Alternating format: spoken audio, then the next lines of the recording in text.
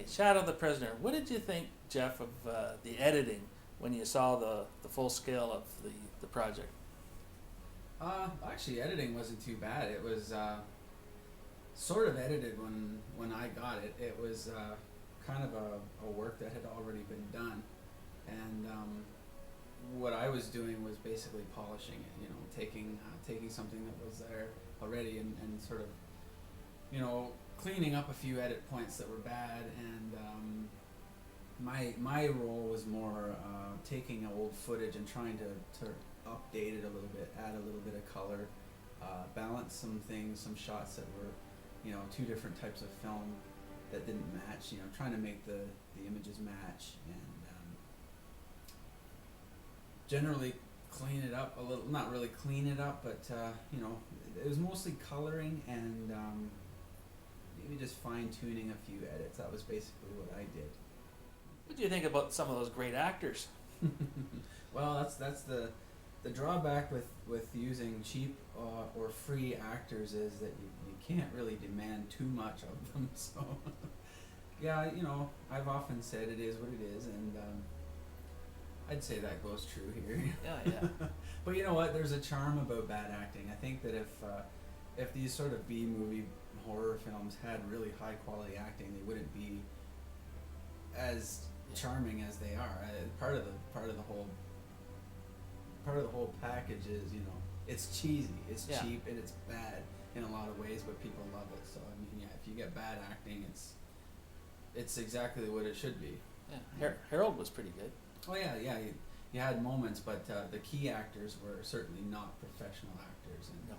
But that's part of the genre, is using your friends to play the part of the killer. Yes. That's And this was the first time working with Super 8 film, and yeah. So you got a time constraint now with how much film you can shoot, and if you flub a line or if you do something wrong, yes, I'm sure those guys got quite an earful those yeah. days. Oh yeah, shooting. when I was getting mad with running out. Now you were in a few scenes there. Well, one of the scenes there. That scene where I was getting my fingers lopped off. That was actually meant to be in another movie. Yeah. And ended up in this one. Yeah. That was an afterthought. Sound effects. Sound effects. Well, thank goodness for free sound effects, because we basically constructed an entire soundtrack, including Foley, from sound effects, clips. We didn't have to record hardly anything. We did a little bit of a looping type session here with some rustling of clothing and some grunts during fights and stuff, but for the most part, everything that you're going to hear in the movie is, if it wasn't recorded at the time, it was added from a sound effects library. All the nature sounds, all of the cars, the bugs and birds, everything that you hear, barnyard sounds, even the footsteps when they're running through the house, and the screams and the gross, disgusting sounds of people being chopped, and it's all sound effects library. Special effects, gore, and blood and guts. What do you think, Harold McCarthy? Well,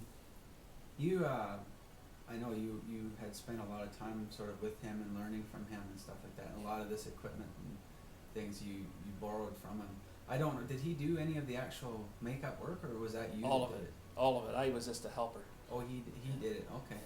I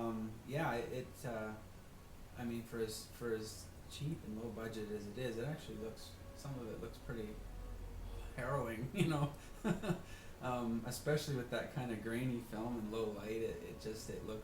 It almost looks like, okay, is this a movie, or what are we, the old Super 8 films and stuff like that. You're a little concerned, what are we watching here? Is this real or what? But yeah, it works pretty well. I guess there's some blood stains that happened on, was it somebody's face? That lasted a few days. Yeah, Howard Burns. We ran out of stage blood. We used food coloring with a little bit of gel in it. It wouldn't come out. It lasted 3 or 4 days. Yeah, so the poor guy had a red face literally for a long time. Yeah, and we got blood in Scott Newland's apartment. Never came out. They had to replace the carpet, and we burned it with a lamp at one point. Yeah, I think Harold did a good job on the special effects, especially on the burn scene. Oh yeah, Yeah. the fake head and Yeah. all that stuff that got burned Yeah. in the house fire. And you did a good job on the sound effects for that burning, the flames. You know. Yeah, again the sound effects library, and that was a good example of where we had to do some color matching between scenes because the footage came from two different sources. I think he had some stuff from tape Yeah. and some stuff from a DVD or something. Yeah. And the one was very purple looking, and it didn't Yeah. look right at all. So You we had matched. to kind of match it up, and it looks pretty good though. It looks pretty seamless, and with the big roaring flame sounds, it's very convincing actually that you're in a burning house. Yeah. You would never know that it was just like a little fire in front of the camera. Yep. Well, we've reached the end basically of our sort of reinventing of Shadow of the Prisoner. We've gone through it and sort of brought it up to date as best we could. We've added a lot of sound and a lot of sound effects and music and coloring and a little bit of extra editing. And so as an entire project, it's kind of neat because this is an old project that's been sort of it's been, like I said, reinvented. It's been almost not recreated but resurrected almost, and it's nice to see something that's so old been made, given a little bit of new life. And I think we did a pretty good job on it, and I hope that anybody out there who's watching it and appreciates it and likes it too.